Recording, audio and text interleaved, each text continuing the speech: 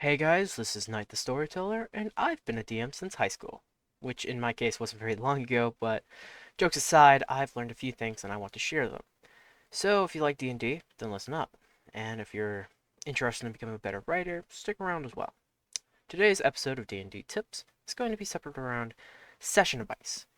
Now, to explain that before I continue, what I mean is the good old conversation you have with your players after the game. The, hey, what did you enjoy and what did you not like conversation. The conversation is a pretty helpful way to gauge how well you're doing as a DM, and you should always ask. It doesn't hurt you. For players, yeah, my tip is for you too. That sounds wrong, but you should always be trying to inform your DM of what you really like, and if something bothers you, that too. Kind of obvious, I know, but I'm going to elaborate more, don't worry. The major tip for getting advice, or giving it, is what am I saying, or being told, helpful? Again, common sense, but is that really so common anymore? For DMs, after you are given advice, not everything you're told is going to be helpful. Just kind of how it is. And not to insult your players, but they don't know as much as you do about the world and everything about that.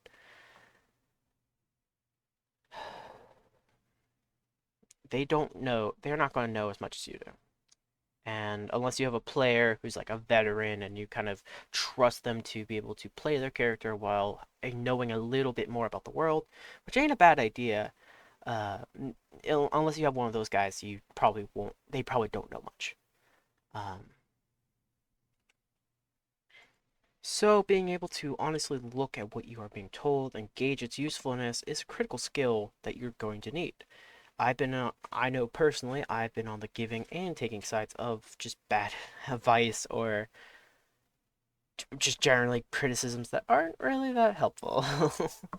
um, for instance, when I was playing a bard character, and obviously something I regret, I was assaulted by vampires. A very interesting scene, but I wasn't really that excited. um, the combat was there was a lot to it. When I actually met my groove and I was doing my whole bard thing, it was a bit more fun. But to me, it just kind of felt a little random and didn't really fit with what I was doing at the time. And when I told the DM this, they obviously were a little disappointed and ended up canceling the quest that was related to. So essentially, the payoff to me doing that work never arrived, and that did just remain that random encounter. It never became anything more, even though it was supposed to.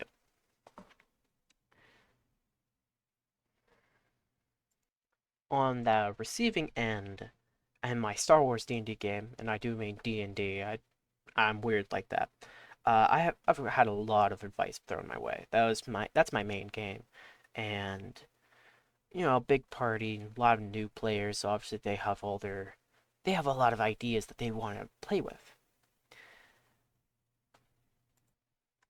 One of the complaints slash criticisms slash advice I was given was from one of my newer players who was unsatisfied with the loot they were given.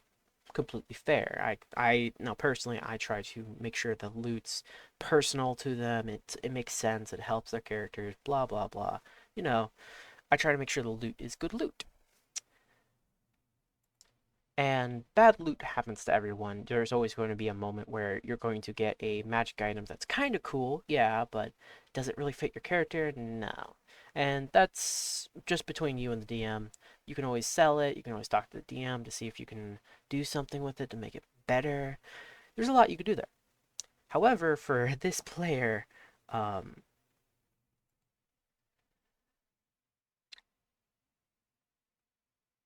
bad loot happens to everyone, as I said, so one of my players, th- the loot they were given was related to the fact that they had been using the dark side a lot, and they had kind of embarked on a kind of partnership with a dark side entity, and they had captured the ancient Sith Lord's crystal, like Kyber crystal, for their lightsaber, and it was going to, it was going to be their first lightsaber. It was going to give them a lot of new powers. It was going to be let them be kind of cool with the dark side, and be interesting in that way. However, what the reason why they didn't like that was basically because the crystal wasn't blue. They wanted to purify the crystal. They wanted to do all this stuff that just didn't really make sense. Like red crystal, okay, not your favorite color, but it's still a crystal that is in the world meant to be this very powerful thing. And your criticism of the game and your unhappiness with it comes from the fact that your crystal's not going to be blue. Yeah, I had a fun time that game. So let's just say that criticism was not very helpful and honestly was kind of whiny. Uh,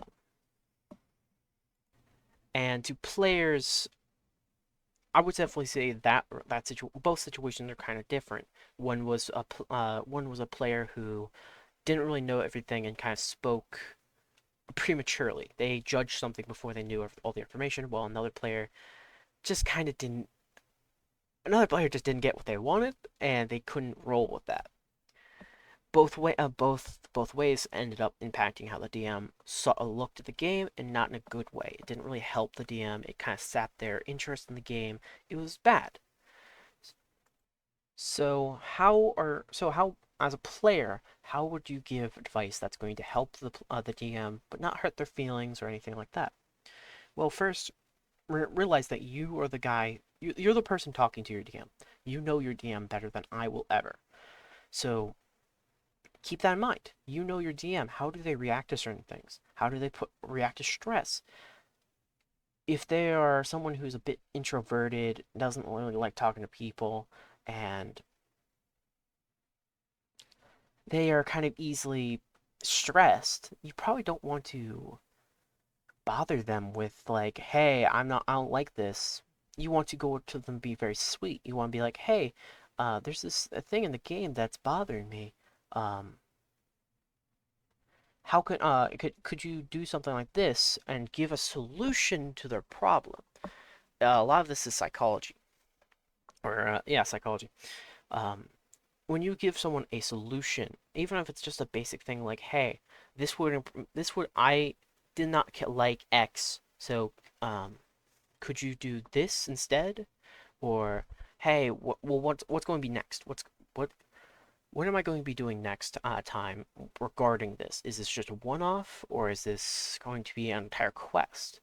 That way, if the DM is willing to give you a secret, giving you some knowledge out of the game, they trust you a lot, and it will help you decide what your advice will be. And if you're going to talk to your DM, just think about your relationship with them. You know your DM better than anyone, and you should be able to talk to them in a way that's not going to bother them while also getting your point across. So, next time, we will actually be talking about secrets, which we just mentioned. So, pretty big important topic.